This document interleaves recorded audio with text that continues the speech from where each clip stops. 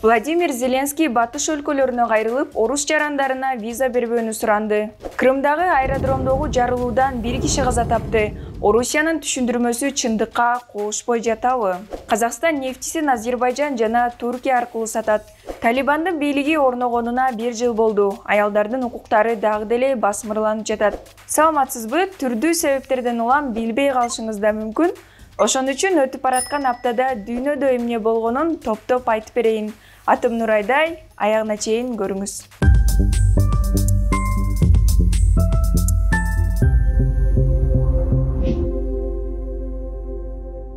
Орус-Украин согушуна байланыштуу талаштуу пикир жараткан маселеден баштайлы.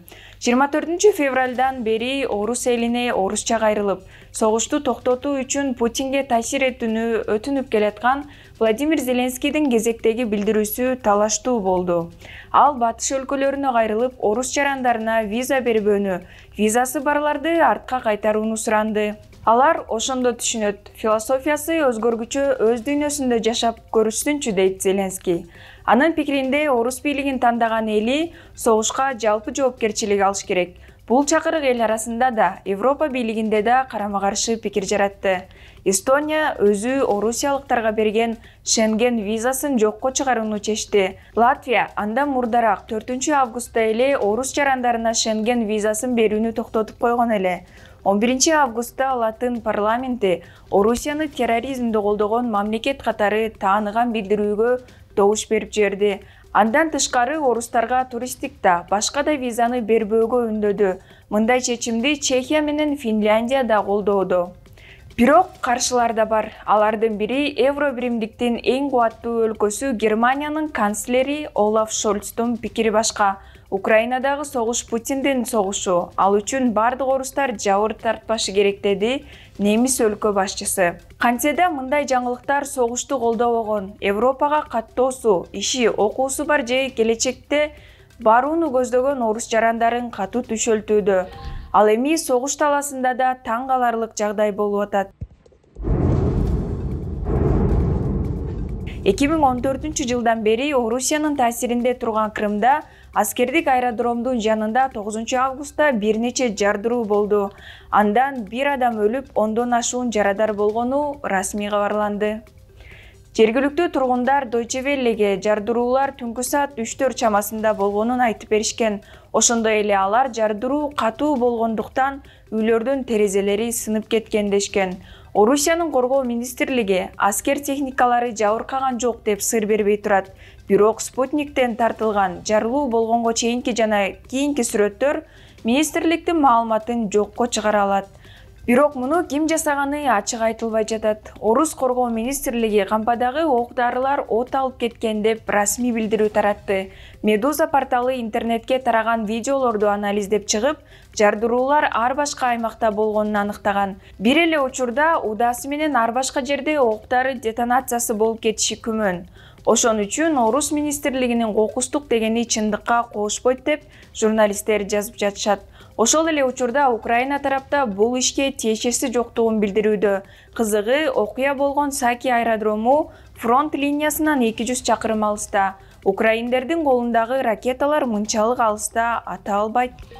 Ошол эле учурда Европадагы эң ири Запорожье атом станциясы дагы аткыланып, Чернобыльдан 10 эсе кесепеттүү жарылуу коркунучу жаралды. Украинанын Энергоатом компаниясы 11 августта орус аскерлери радиациянын булагы сакталган кампаны жана ширетүүчү жайдын алдына кеминде 5 ирет сокку урганын билдирди.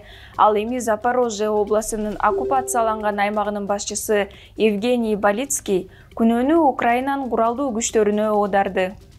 Атом станциясынын орус аскерлери марттын башында эле басып алышкан. Атом энергиясы боюнча эл аралык агенттиктин жетекчиси Рафаэль Гросси Associated Press басылмасына курган маегинде Запорожьеде абал толугу менен көзөмөлдөн чыгып кеткенин билдирген.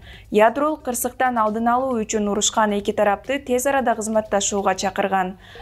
Ал тапта Орус-Украин согушуна постсоветтик өлкөлөрдүн жарандарын азгыруу күч алганын журналисттер улам жазып жатышат. Медиа хаптан кийин Райс Молдова иликтөө борбору келишим менен кызмат биздин катарга кошулгула деген жарнама Июнь айынан бери Тирасполь шаарында столбаларга чапталып жатканын билдирет. Андан тышкары Telegram аркылуу да азгырып жатышканы белгиленет. Өзбекстандын бийлиги башка өлкөдөгү согушка катышпагыла деп өз жарандарына улам-улам эскертүү таратууда. Өзбекстандын Орусиядагы элчилиги өзбек жарандарын чет мамлекеттердин аймагында ыктыярдуу батальондорду түзүп, же согуштук аракеттерге катышпосун, буга 10 жылга чейинки абак жазасы каралганын эскертти. Өзбек парламентинин вице-спикери Алишер Кадыров бул аз деп эсептейт.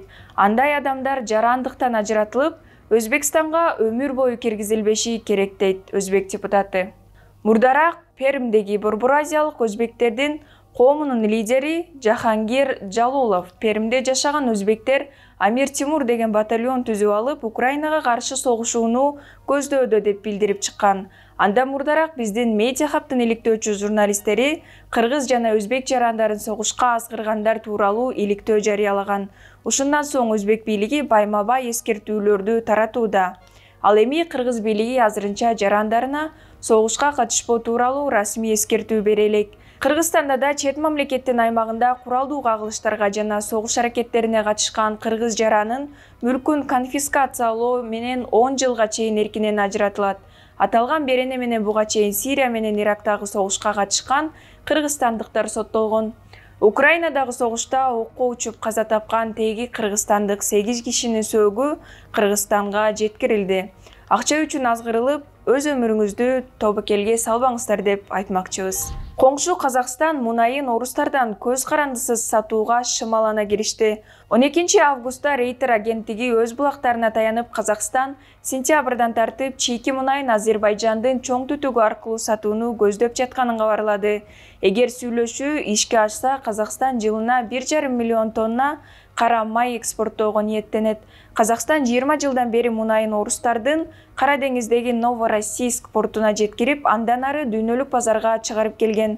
Ал эми согуш башталгандан бери батыш өлкөлөрү орус газынан да, мунайынан да көз карандылыктан арылып, башка жактан сатуучу издей башташкан эле.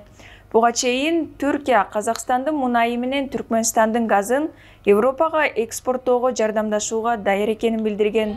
Талибан кыймылы өз бийлигин күч менен орнотконуна 1 жыл болду. Талиптердин арасында ич ара талаш-тартыштар көбөйдүбү? Өткөн жылдын 15 августунда талиптер Кабулду басып алып, Афганстанда Ислам Эмиратын орнотконун жарыялаган. Кыймылдын мүчөлөрү АКШ аскерлерин өлкөдөн чыгарып кете баштагандан кийин, ошол кездеги президент Ашраф Ганинин бийлигин кулатууга өтүшкөн. Азаттык Кыргызстанда тыюу салынган. Талибан кыймылы 1 жыл аралыгында бийлигин бекемдегенин жазды. А бирок адистердин божомолунда ич ара талаш-тартыштар талиптердин бийлигине коркунуч жаратууда. Ар кандай маалыматтарга караганда, Талибандын ичиндеги топтордун арасында бийлик жана экономикалык ресурстар үчүн күрөш жүрүүдө. Ал арада Афганстандын качкын президенти Ашраф Гани азыркы күнгө чейин өлкөнүн президенти экенин билдирди. ABN телеканалына курган маегинде жарандар жаңы президентти шайламайынча ал президент бойдон кала берерин айтты. Талибан 1994 жылы негизделген радикалдуу ислам кыймылы. Алардын бийлигинин тушунда адам укуктары, айрыкча кыз келиндердин укугу басмырланган. Ушундай эле аракеттер бүгүнкү күндө да уланып жатат. Андан тышкары сөз эркиндигин талап кылган журналисттер менен укук коргоочулар уртокмокко алына баштады. Бул аптада бир катар эл аралык басылмалар Бишкекте бийликти сындаган ишкердин унаасынан граната табылганы тууралуу жазышты. Медиа зона агенттиги кыргыз басылмаларына таянып, 11 августта түшкү саат 2-лерде милицияга Азия Мол соода борборунун унаа жуучу жайында ишкер Илгиз Шаменовдун унаасынан граната табылганын кабарлады. Окуяны жеринен Медиа Хабтын журналисттери да чагылдырган. Анда жарандык позициясын активдүү билдирип келген Илгиз Шаменов унаада өзүнөн башка 6 жашар кызы да болгонун айтып берген. Азия Молдун алдында супермаркетке кирели деп машинаны мойкага токтотуп анан киргенбиз да. Анан жууп атканда билинди, алдынан зым салаңдап калды да. Эмне зым деп анан водителин жөнөтсөм, алдында граната ойланып экен деп атпайбы. Ошо сразу эле милиция чакырдык. Ички иштер министрлиги активисттин унаасынан РГД-5 гранатасына окшош металл буюм табылганын билдирди. Ошондой эле министрлик факт боюнча териштирүү жүрүп жатканын маалымдады. Шаменов окуянын артында саясий өңүт бар деп эсептейт. Шаменов буга чейин Бишкек эркин экономикалык аймактын башчысы Кудурет Тайчабаровдун жана айыл чарба министри Аскарбек Жаныбековдун ишин сынга алган. Ал эми апта башында ал жетимтоо генин иштетүүгө каршы экенин айтып чыккан. Ишкер окуядан кийин бийликке кайрылуу жасап, адам өмүрүнө кол салуу боюнча кылмыш ишин козгоону талап кылды. Бул жумадагы маанилүү кабарлар ушулар болду. Кийинки апта аягына чейин көрүшкөнчө.